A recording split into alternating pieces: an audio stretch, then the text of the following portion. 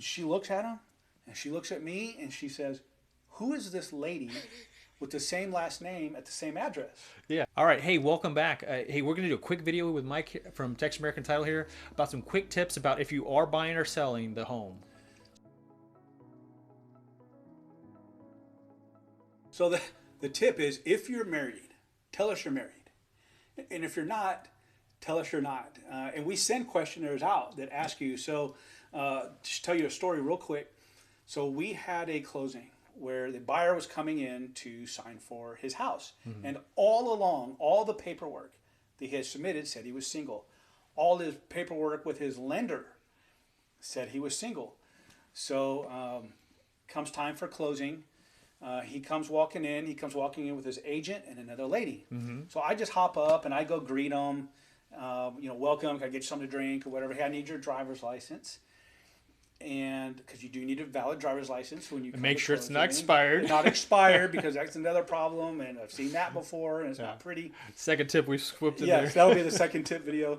So I take the copy of the driver's licenses back to the escrow officer, and she looks at him, and she looks at me, and she says, "Who is this lady with the same last name at the same address?" Yeah. I said, "I don't know. I guess it's his wife." Assume it's his wife, right? Right. Who else would it be? And she says, "You got to be kidding me. He's told us he was single." Oh, okay. That's all along, and all the paper, even with the lender, says he's single.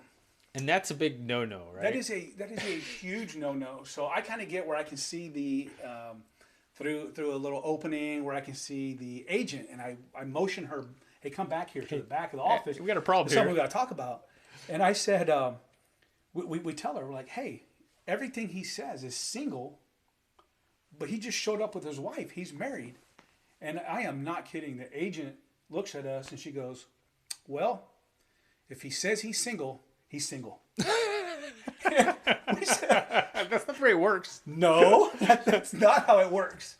You can't just say you're single if you're married. And so it caused a delay. Yeah. We had to go back to the lender and redo some things. I think it ended up happening the same day, fortunately. I'm sure it was a rush job, something that but the lender didn't want to do and you didn't want to deal with either, right? Because you had all your paperwork lined up, ready to go, printed probably. Yeah. Seller knows, oh, hey, they're coming in at X, whatever time. They'll be done by such and such. We'll have our money by that afternoon. But, if he says he's single, he's single. That's so people...